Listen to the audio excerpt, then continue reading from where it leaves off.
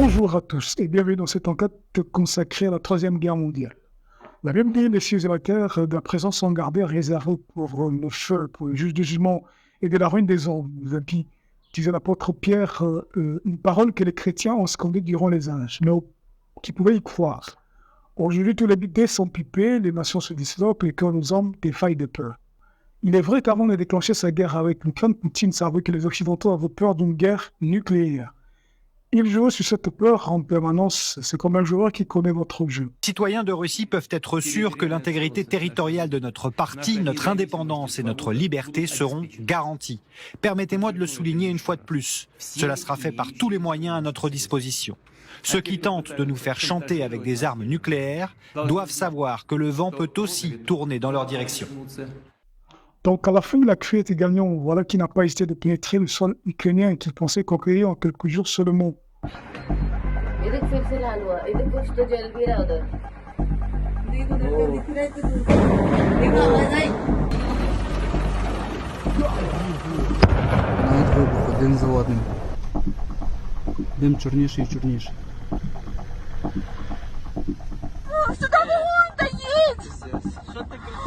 Це гриб зривний, боже.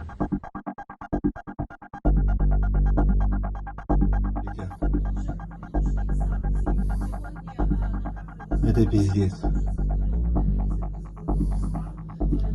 Это просто пиздец.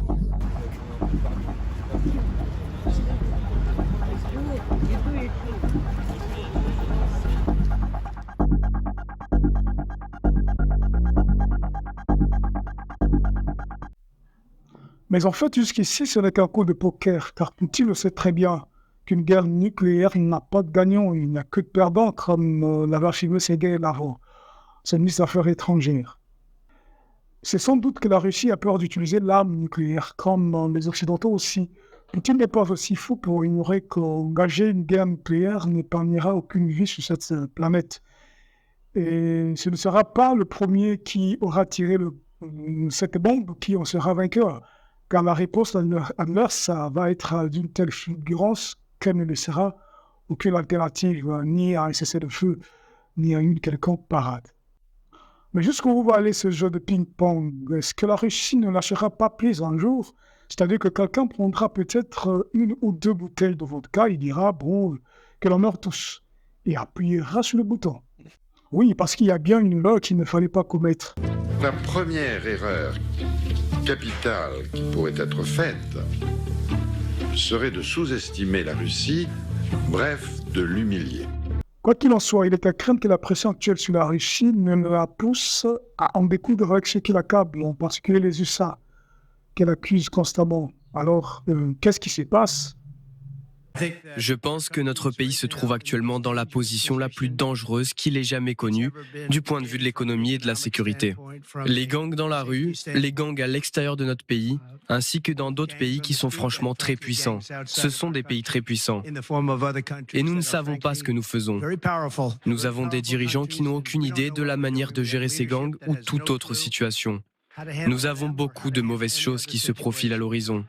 Nous pourrions nous retrouver dans une dépression du type de celle de 1929, qui serait dévastatrice et dont il faudrait des années, des décennies pour se remettre.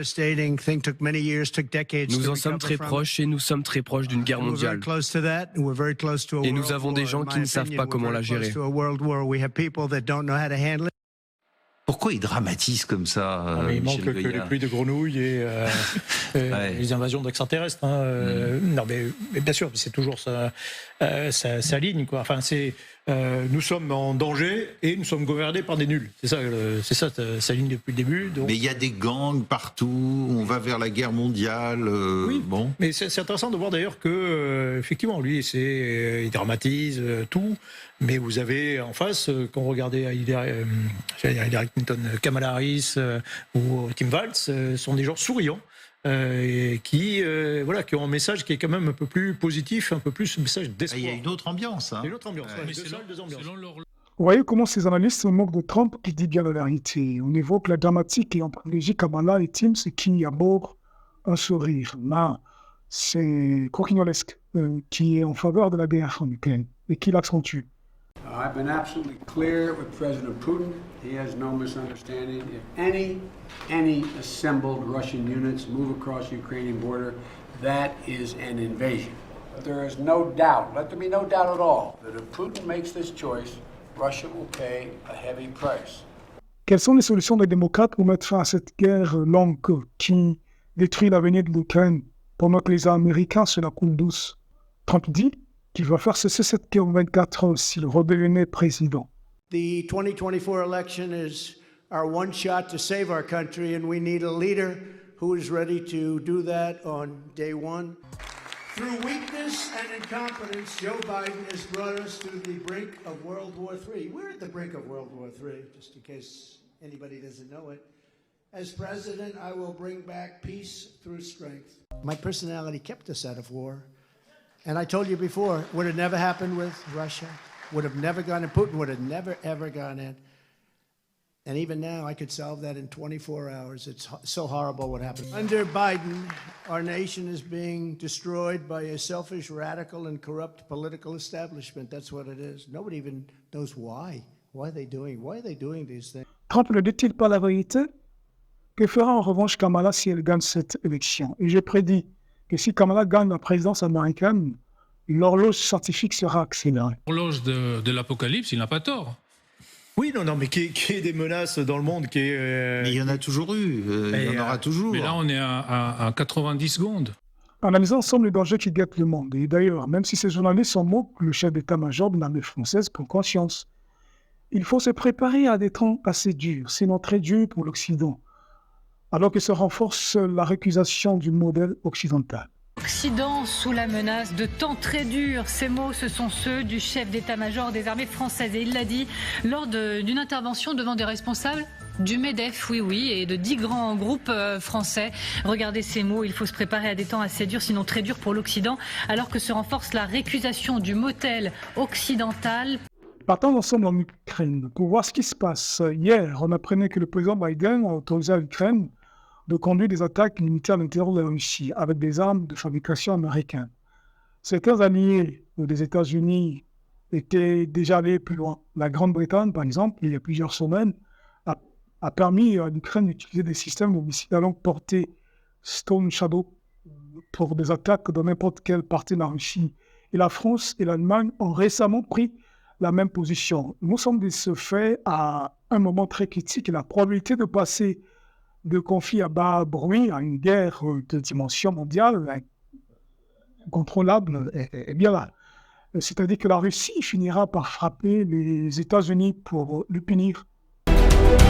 Jusqu'où la Russie, la deuxième plus grande puissance militaire mondiale, est en train d'être humiliée.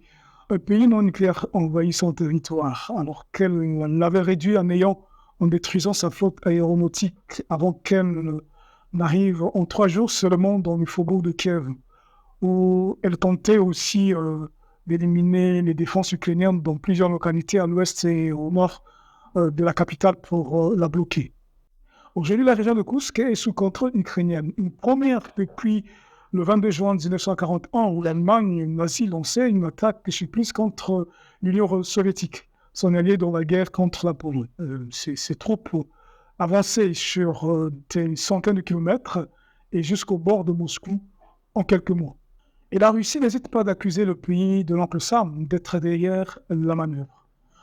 N'est-ce pas là une manœuvre, une façon de jouer avec le feu nucléaire? Même si Poutine fait semblant avec ses voyages, mais la douleur et la rancœur sont grandes. Ça, il faut le reconnaître. C'est comme les USA qui seraient envahis par le Venezuela. Quelle en serait la réponse?